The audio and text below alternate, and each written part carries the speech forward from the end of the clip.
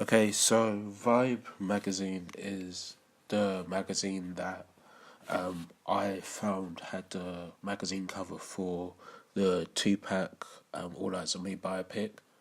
And Vibe magazine is a music and entertainment magazine, and it was founded by Quincy Jones, where the last issue was in 2014, but they were revitalized and went online.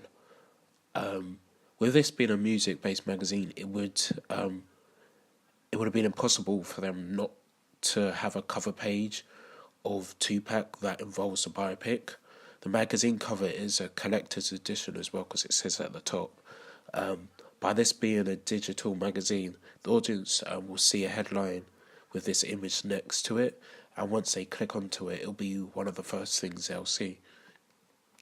Vibe magazine, they use very simple colours with one anomaly, which is a luminous green for this specific magazine cover.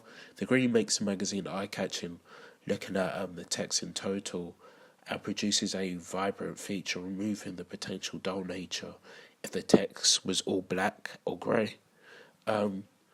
With Vibe magazine being digital, you they don't get to they're allowed not to follow the left side rule and concept of the barcode being there, so they don't have to actually follow that now. The image is of the actor Demetrius Shipp Jr., who's playing Tupac in the biopic. They've chosen to strip him away from the character and the role and be dressed in just normal in a normal black top and a gold chain. He already looks identical to Tupac, and that's why he was obviously picked for the biopic. So there was already a thought about Tupac running through your head by just looking at it because he looks so similar. And I guess because they've chosen to take him away from all the actual character by just wearing those basic and plain clothes, it may just show that they're going to talk about him as a person and not just him in that role. They've chosen to take a close-up portrait shot of him where it cuts out half of his shoulders and reaches the top half of his chest. They've limited the room around him, making it feel in your face. The addition of the actor looking straight into the camera and towards the audience makes it feel like he's looking directly at you, creating engagement. There's great detail produced by the camera that is seen on his face, so you can see the creases and the lines just above his eye. This was also helped by the addition of the studio light, which makes it much more intense onto his face. The lighting onto his face, it makes it much more intense. So it does bring up more of the detail that may not have been covered without the lighting. The lighting doesn't affect the whole image though, so that's good. The clean and smooth image makes it look much more professional. I would suspect that they use that they lowered some of the contrast on the image, so more of the facial features are seen clearly and shadows don't then develop, which would make it harder to see all the detail. Plus, his face would have been darker also if the contrast was increased, but he's looking more towards the grey than the black. The sharpness makes the picture dynamic, and with him holding his jaw with a clench, it follows that what Tupac has done for the magazine covers for Vibe and other magazine covers from before. The clenched jaw expression,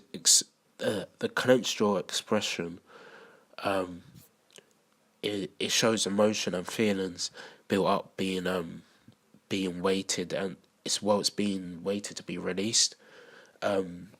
This dynamism and high quality is appealing for the audience. The picture was taken in a studio with a white background. With the skin complexion and the rest of the clothing, it was a great colour to use, so the other colours were seen clearly and be more distinctive. having a plain background means you are just focused on him and enhances the brightness on him and the picture as a whole. With the image being in black and white, it takes away the perspective we had, and makes him feel neutral in every way possible in our eyes. By there being in colour, it creates a story and general feel and mood for us, and sort of makes the perception for us. And where with black and white photos, it hides a lot, and it essentially wants to be found, but it's hiding it and wants you to find it. So it wants you to create the color.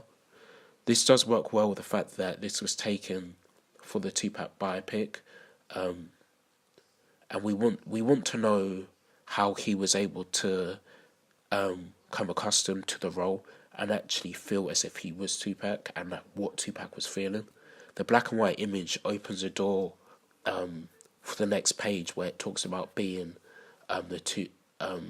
being in the role of Tupac and what he done to feel like he was living the life. This is then the opportunity for us to produce a colour by then reading the rest of the article.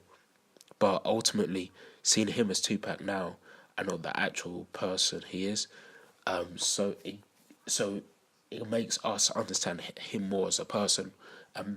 It'll make us see what he's like in a way, but also see what he's done to know and experience Tupac.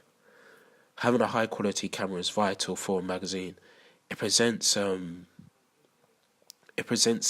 to the audience that they have a big enough budget to put towards high quality equipment that they can use to produce great content.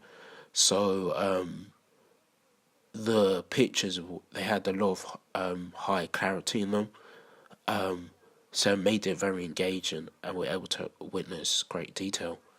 The masthead is in white, which does correlate with the rest of the poster, so it is able to be distinctive. The addition of it being at a large size with the typography is a blocked style. It furthers its visibility. They want to make us know who produced this cover because of the genre of the magazine being music and entertainment related. They have produced great covers in the past, and they want the magazine industry to know that they are still relevant, even though they did stop creating content at one point. There's a silver bar across the top of the cover where the word "special" is in caps. This signals it's a must-read edition of Vibe magazine and something you wouldn't want to go and miss. It can also show that there will be information that the magazine haven't got. It shows that the magazine would have information that other magazines may not have due to the relationship Vibe and Tupac had, because they'd done multiple magazine covers from before. So, and then Me Against the World is quoted, used by Tupac, making you relish the opportunity of watching the whole biopic. This text is in a luminous green, making it stand out on the page. They structured this piece of text with the keyword "against" and "world" being the largest pieces of text, making it showing the importance of it and showing that they are the key words that construct that sentence. The whole structure is rigid, creating a unique presentation. The rest of the text talks about how Mr. Ship Jr. spoke to Kevin Powell about being Tupac in the biopic, and how he made himself feel as if he was actually him, and so he was able to understand Tupac's anger. This text comes in the bottom left corner, and this is so the audience know what else is being talked about in the rest of the edition that will be featured on that page and probably the next page as well, since it's digitalized. They're able to entice the audience even more by saying, watch classic clips of Tupac's final 1996 Vibe interview. Seeing some of Tupac's final moments in whatever sector will make people want to watch it. Well, it'll make them want to watch it and see what he has to say, to see if what he said was important in a way, or if it was quite sad. Keeping it brief and not revealing what is spoken about makes the audience want to actually scroll down and click to find out what was said in the interview.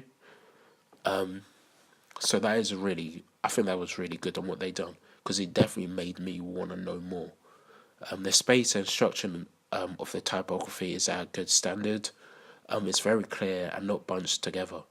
The text is smooth with round edges, making it not look rough and unprofessional, setting high standards and represents them as a top magazine company.